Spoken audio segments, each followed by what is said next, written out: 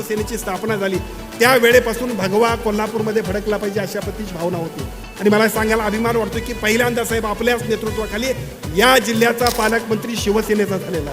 या सगळ्या गोष्टी हे सगळं क्रेडिट कुणाचं असेल तर फक्त आणि फक्त आदरणीय एकनाथजी शिंदे साहेबांचा आहे। सणांसाठी राब राबतो, जागल्या बनून जागतो, संकटात पाय रोवुनी एकटा उभा ठाकतो। सणांसाठी राब राबतो, जागल्या बनून जागतो, संकटात पाय रोवुनी एकटा उभा ठाकतो। शब्दांना धार अशी की पेटवी न सात भागविला।